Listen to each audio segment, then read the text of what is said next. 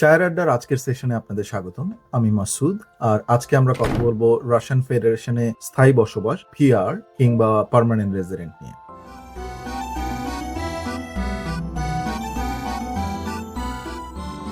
আমি একজন permanent resident হিসেবে মস্কোতে থাকি।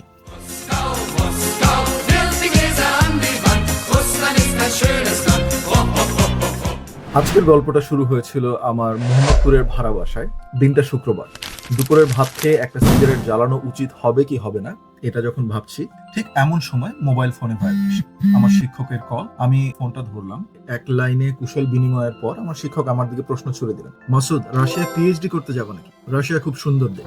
আড্ডায় সাধারণত একাডেমিক আলোচনার বাইরে আমরা অনেক কিছু নিয়ে কথা বলি, হাসি তামাশা করি নিয়মিত। কাজেই উনার এই প্রশ্ন আমি মজা হিসেবেই নিলাম। বললাম, যাবো না কেন স্যার? নিশ্চয়ই যাবো। উনি বললেন, হাতে খুব বেশি সময় নেই, অনেক ডকুমেন্ট গুছাতে হবে, সো হারি আপ। দীর্ঘ আলাপ শেষে উনি বললেন, অনেক বড় ডিসিশন, সো বাসায় কথা বলো, আফটার অল তুমি বাসার বড় ছেলে।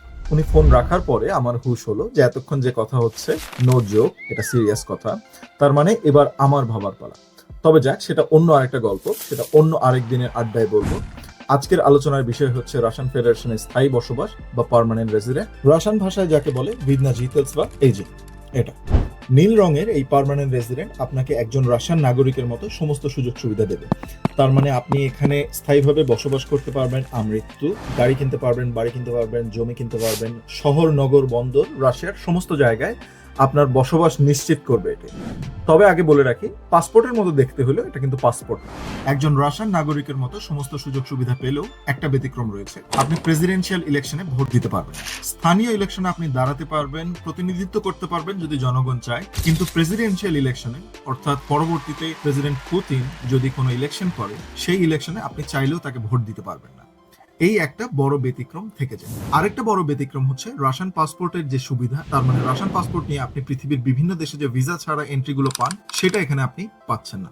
তবে হ্যাঁ, অনায়াসে আপনি বেলারুস যেতে পারবেন। আরো কিছু দেশ আছে যেসব দেশে রাশিয়ান স্থায়ী নাগরিকত্ব থাকলে বা রাশিয়ান পিআর বা পার্মানেন্ট রেসিডেন্ট থাকলে আপনি ভিসা ছাড়া যাতায়াত করতে পারবেন। আরেকটা সুবিধা হচ্ছে, আপনি যদি অন্য কোনো দেশের ভিসার জন্য অ্যাপ্লাই করেন, তাহলে এই রাশিয়ান পার্মানেন্ট রেসিডেন্ট আপনার জন্য হেল্পফুল হতে পারে।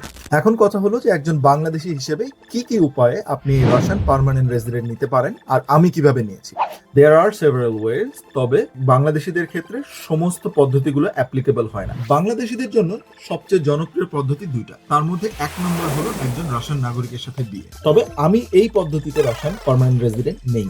মস্কো আমার অত্যন্ত প্রিয় শহর হলেও আমি কখনো ভাবিনি যে পড়াশোনা শেষ করে এখানেই থেকে যাব। কারণ মূলত দুটো। প্রথমত, বাংলাদেশি এবং ভারতীয় বংশোদ্ভূত যাদের আমি রাশিয়ান নাগরিক হতে বা রাশিয়ান পার্মানেন্ট রেসিডেন্ট নিতে দেখেছি, তাদের অধিকাংশই এখানকার নাগরিককে বিয়ে করে বা এই বিয়ে পদ্ধতির মাধ্যমে এখানকার স্থায়ী বাসিন্দা হয়েছে। আমি যখন পড়াশোনা করি ঠিক ওই সময় আমি একটা মস্কো বেজ ইউএস কোম্পানিতে কাজ করছিলাম এবং পড়াশোনার পাশাপাশি আমার মূলত বিয়ে করব এই চিন্তা করার সময় বা সুযোগ কোনোটাই ছিল না। বিয়ে করার ইচ্ছাও ছিল না। নো ম্যাটার আমার কতজন ইন্টারন্যাশনাল রাশিয়ান, বাংলাদেশি, ভারতীয় বন্ধু বান্ধব আছে, কিন্তু আমার ফ্যামিলি এখানে নেই, আমার পরিবার এখানে নেই। তার মানে বাবা মা, ভাই বোন, চাচা চাচি, মামা মামি, খালা খালু, এনাদের সাথে মোবাইলে কথা বলা ছাড়া কারোর সাথে সাক্ষাতের কিংবা কারো জীবনের অংশ হওয়ার কোনো সুযোগ প্রবাসী জীবনে নেই। কাজেই আমি ভেবেছিলাম যে পড়াশোনা শেষ করে দৌড় দিয়ে দেশে চলে যাব। তবে সিদ্ধান্ত কেন পরিবর্তন করলাম, কেন মস্কোতেই থেকে গেলাম, সেটা অনেক দীর্ঘ গল্প, আরেকদিন বলবো। ফিরে আসি মূল আলোচনায়, কিভাবে রাশিয়ান ফেডারেশনে স্থায়ীভাবে বসবাস করবেন বা কিভাবে পার্মানেন্ট রেসিডেন্ট পাবেন। পার্মানেন্ট রেসিডেন্ট নেওয়ার প্রাথমিক পর্যায় হলো আপনাকে টিআরপি নিতে হবে, অথবা ইংলিশে যাকে বলে টেম্পোরারি রেসিডেন্ট পারমিট, এবং রাশিয়ান ভাষায় যাকে বলে রাজরেশেনিয়ে না ভ্রেমেনে প্রজিভানি, সংক্ষেপে আরভেপে। 2022-এর শেষের দিকে আমার একজন কলিগ আমাকে বললেন, রাশিয়ান সরকার ইমিগ্রেশন লতে নতুন একটা পরিবর্তন নিয়ে আসছে। এখন এখানকার স্টুডেন্টরা চাইলে টেম্পোরারি রেসিডেন্ট পারমিটের জন্য অ্যাপ্লাই করতে পারবে। নিয়মটা নতুন, এই কারণে আমি দৌড়ালাম একজন ইমিগ্রেশন লয়ারের কাছে। লয়ার আমাকে জানালেন এই পুরো প্রসেসে তার ফার্ম আমাকে হেল্প করবে, কিন্তু এর জন্য আমাকে 5 লাখ রুবল পে করতে হবে। ইমিগ্রেশন লয়ারের ফি সম্পর্কে কোনো ধারণা না থাকার কারণে আমি আকাশ থেকে পড়লাম। ভাবলাম, যাক, মস্কোতে তো আর থাকবোই না, সো শুধু শুধু 5 লাখ টাকা খরচ করার কারণ কি। এরপর একদিন আমি আমার সুপারভাইজারের সাথে এক ক্লাসে আমাদের রিসার্চ নিয়ে আলোচনা করছি। কথায় কথায় আমি তাকে বললাম যে, আপনি কি জানেন যে এখানে একজন ইমিগ্রেশন লয়ারের যে ফি, সেটা আপনার 5 মাসের বেতনের সমান। উনি খুবই অবাক হলেন, খুব আগ্রহ ভরে জানতে চাইলেন আমি কেন ইমিগ্রেশন লয়ারের কাছে গিয়েছি। আমি পুরো ঘটনা খুলে বললাম। আলাপ শেষে উনি আমাকে বললেন যে, মাসুদ, আপনি তো অনেক কিছু নিয়ে রিসার্চ করেন, আমাদের তো রিসার্চ করাই কাজ। কেননা আপনি এই তথ্যগুলো নিয়ে ইন্টারনেটে আরো বেশি রিসার্চ করেন। ওনাকে আমি বললাম যে লটা অনেক নতুন, এই বিষয়ে অনেক তথ্য এখন অনেকের কাছেই নেই। এরপর আমার সুপারভাইজার আমাকে পরিচয় করিয়ে দিলেন আমাদেরই বিশ্ববিদ্যালয়ের আরেকজন ছাত্রীর সাথে, তার নাম মারিয়া। মারিয়া একটি ল ফার্মে অ্যাসিস্ট্যান্ট হিসেবে কাজ করত। ঠিক এই কারণে অন্যান্য যে কারো চেয়ে তার আইন সম্পর্কে ধারণা একটু বেশি ছিল। আমরা একই ডর্মে থাকতাম। মারিয়া খুবই হেল্পফুল। কি কি ডকুমেন্ট প্রয়োজন হবে তার একটি লম্বা লিস্ট মারিয়া আমাকে দিল এবং প্রসেসগুলো কিভাবে করতে হবে তার ডিটেল জানানো।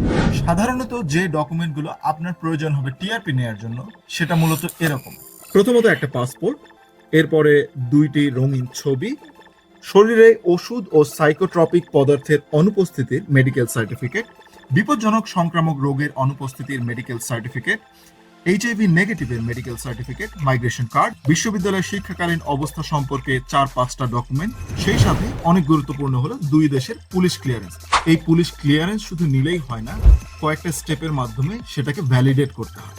প্রায় 3 মাস লেগে গেল আমার সমস্ত ডকুমেন্ট একসাথে করতে। এবার জমা দেওয়ার পালা। মস্কোর ইমিগ্রেশন অফিসটি যেখানে আমার ডকুমেন্ট জমা দেওয়ার কথা সেটা মূলত মস্কো থেকে আনুমানিক 1 ঘন্টা ড্রাইভিং। জায়গাটার নাম সাকারোভা। অফিসটার নাম হচ্ছে multi functional immigration centre, Russian ভাষায় যাকে বলে মানগা ফাংশনাল মিগ্রেশন সেন্টার। তবে ইমিগ্রেশন অফিসারদের সাথে ডিল করা এবং ওই জায়গায় ডকুমেন্ট সাবমিট করা মূলত আরেক ধরনের কঠিন কাজ।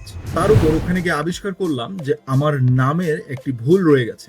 বাংলাদেশে সাধারণত মুসলিম নামের প্রথমে যে মোহাম্মদ থাকে, যেটাকে আমরা এমডি হিসেবে ইংরেজিতে সংক্ষেপিত করি, সেটা পরবর্তীতে এসে মূলত অনেক সমস্যা তৈরি করে।